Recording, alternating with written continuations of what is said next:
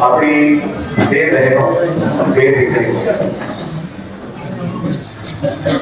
સામાજિક જીવન છોડીને સંયમ તરફ જ્યારે આગળ વધી રહ્યા છે, પ્રભુ મહાવીરના પંથે જ્યારે આગળ વધી રહ્યા છે, તો એમને ખૂબ ખૂબ અનુમોદના. અને એમની જોડે હું એમના માતા પિતાને સૌથી વધારે અનુમોદના.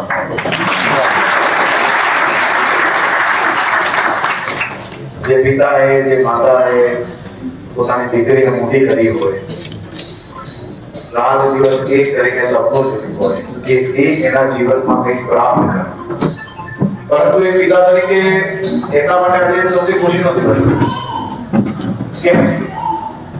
કેમ કે કોઈ એના જીવનનું સપનું હોય કે મારે ડોક્ટર બનવું છે, એના જીવનનું સપનું હોય કે મારે એન્જિનિયર બનવું છે, અને કોઈના જીવનનું સપનું હોય કે મારે સંયમનો માર્ગ અપનાવવો છે.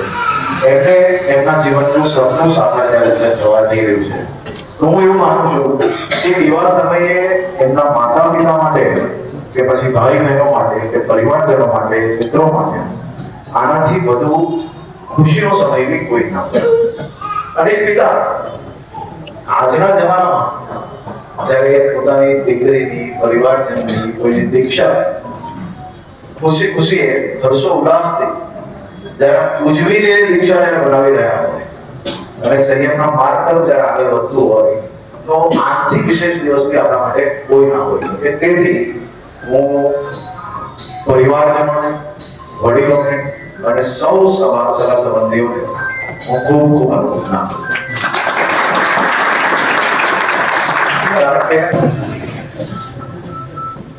વલસાડના સૌ નગરજનો, સૌ ભાઈ બહેનોને અને ખાસ કરીને આગેવાનો, હું તમને અંતઃકરણપૂર્વક તમારો આભાર માનવા માંગુ છું. નતમસ્તક વંદન.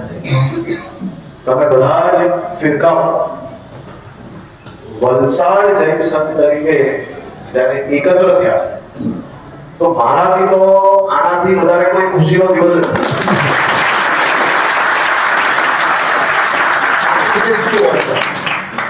આપણે સનાતન, હિન્દુ, જૈન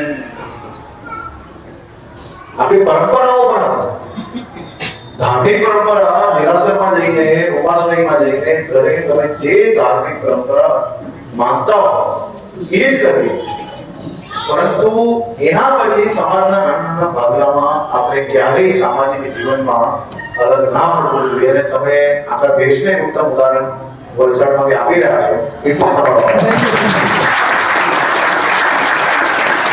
આપ સૌ લોકોને મોટું આભાર. ખૂબ